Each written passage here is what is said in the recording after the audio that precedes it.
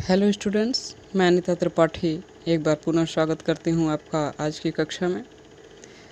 Students, हम लोग पंचवटी पढ़ रहे थे जो कि मैथिली शरण गुप्त द्वारा रचित है।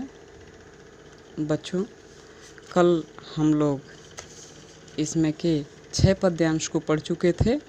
आज हम 7वें पद्यांश से शुरू करेंगे। तो आइए हम शुरू करते हैं 7वें पद्यांश को। सरल तरल जिन तुहिन कणों से हस्ती हर्षित होती है, अति आत्मीयता प्रकृति हमारे साथ उन्हीं के रोती है। अनजानी भूलों पर भी वह अदय दंड तो देती है, पर बूढ़ों को भी बच्चों सा सदैव भाव से सेती है। इसका संदर्भ पहले जो मैंने बताया वही रहेगा, और इसका प्रसंग आप लिखेंगे कि इस पद्यांश में कवि ने रात्रि के शांत वातावरण में कुटिया के प्रहरी बने लक्ष्मण के हृदय में प्रकृति के प्रति उठते विचार प्रवाह को प्रस्तुत किया है। व्याख्या देखते हैं हम। व्याख्या में क्या कहा गया है?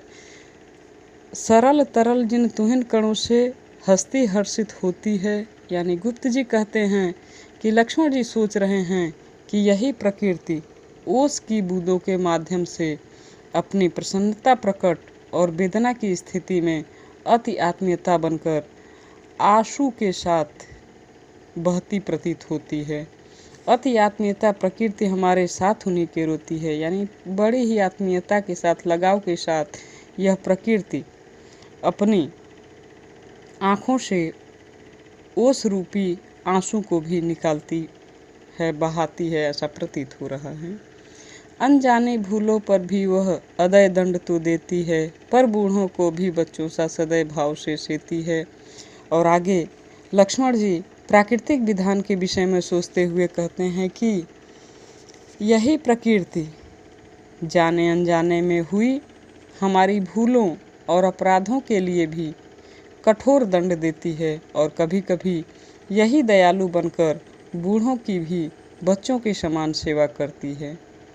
इस प्रकार प्रकृति कठोर और कोमल दोनों रूप हमारे सामने प्रस्तुत करती है, यानी कठोर और कोमल दोनों रूपों में हमारे समक्ष प्रकट होती है। यहाँ पर प्रकृति में आत्मीयता और संरक्षण का भाव व्यक्त हुआ है। 8वें पद्यांश की तरफ हम बढ़ते हैं। 8वें पद्यांश में 13 वर्ष व्यतीत हो चुके, पर है मानो कल की बात, वन को आते देख हमें जब आर्त अचेत हुए थे तात। अब वह समय निकट ही है जब अवधि पूर्ण होगी वन की, किंतु प्राप्ति होगी इस जन को इससे बढ़कर किस धन की। बच्चों, इस प्रसंग में पंचवटी पर पहरा देते हुए लक्ष्मण अपने बीती हुई बातों को स्मरण कर रहे हैं, याद कर रहे हैं। इसी बात का इस पद्यांश में कवि के द्वारा वर्णन किया गया है। व्याख्या देखिए। गुप्त जी कहते हैं कि लक्ष्मण जी सोच रहे हैं कि आज वनवास को 13 वर्ष बीत चुके हैं, 13 वर्ष व्यतीत हो चुके, पर है मानो कल की बात। फिर भी ऐसा लग रहा है कि जैसे यह कल की ही बात हो। वन को आते देख हमें जब आर्त अचेत हुए थे तात। आर्त मतलब होता है दुखी, अचेत मतलब चेतना शून्य या बेहोश, तात मतलब पिता। तो वो कहते हैं कि जब हम वन के लिए प्रस्थान कर रहे थे, निकल रहे थे, तो पिताश्री कैसे दुखी और अचेत हो गए थे। अब कहते हैं अब वह समय निकट ही है जब अवधि पूर्ण होगी वन की। अब बस वनवास की अवधि अर्थात वनवास का समय बीतने ही वाला है, मात्र कुछ समय ही शेष रह गया है जब हम अयोध्या को लौट जाएंगे, किंतु प्राप्ति होगी इस जन को इससे बढ़कर किस धन की।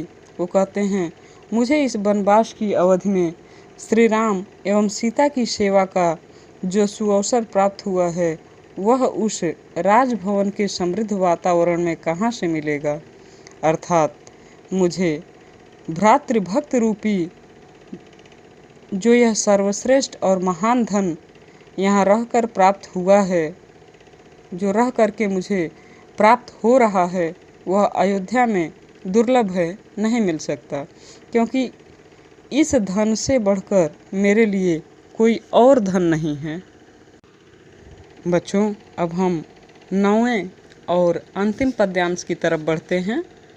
9वां पद्यांश है, और आर्य को राज्य भार तो वे प्रजार्थ ही धारेंगे, व्यस्त रहेंगे हम सबको भी मानो विवश विसारेंगे, कर विचार लोकोपकार का हमें न इससे होगा शोक, पर अपना हित आप नहीं क्या कर सकता है यह नरलोक।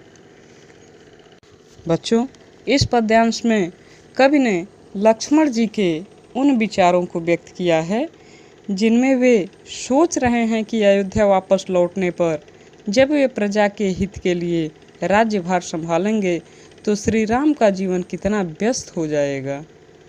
इसी बात को गुप्त जी कहते हैं कि लक्ष्मण जी सोच रहे हैं, और आर्य को राज्यभार वे प्रजार्थ ही धारेंगे, कि वनवास की अवधि समाप्त हो जाने पर जब हम लोग अयोध्या लौट जाएंगे तब आर्य श्री राम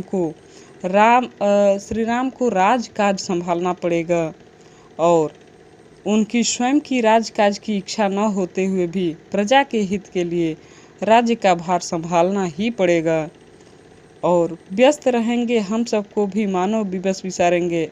और इस प्रजा के हित चिंतन में उनकी व्यस्तताएं इतनी बढ़ जाएंगी, इतनी अधिक हो जाएंगी कि वह हम सबको भी भूलने के लिए विवश हो जाएंगे। कर विचार लोकोपकार का हमें न इससे होगा शोक, लेकिन हमें इसका कोई दुख नहीं होगा, क्योंकि हम जानते हैं कि वे अर्थात श्री राम लोगों के उपकार के लिए ही विवशता पूर्वक यह कार्य करेंगे। पर अपना हित आप नहीं क्या कर सकता है यह नरलोक। आगे लक्ष्मण जी कहते हैं, लक्ष्मण जी के मन में एक सवाल उठता है कि एक बात समझ में नहीं आ रही है कि लोग स्वयं अपना हित क्यों नहीं कर सकते।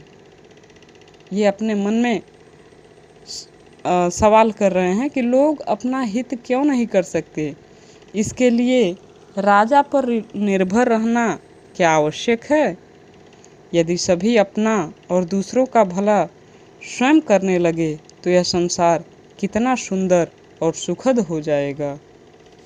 प्यारे बच्चों, यहाँ पर आपका पंचवटी नामक अध्याय समाप्त होता है। उम्मीद करती हूँ आपको मेरा पढ़ाया पसंद आया होगा। बच्चों, अगर आपको मेरा पढ़ाया पसंद आया है तो प्लीज़ इसे लाइक करें, शेयर करें और साथ ही अपने विचार कमेंट करें। इसके अलावा यदि आप मेरे चैनल पर नए हैं, पहली बार मेरे चैनल पे आए हैं, तो मेरे चैनल को सब्सक्राइब करें, बेल आइकन को भी प्रेस करें, जिससे कि मेरे सारे नोटिफिकेशन आपको मिलते रहें। मिलते हैं फिर नेक्स्ट कक्षा में, तब तक के लिए धन्यवाद।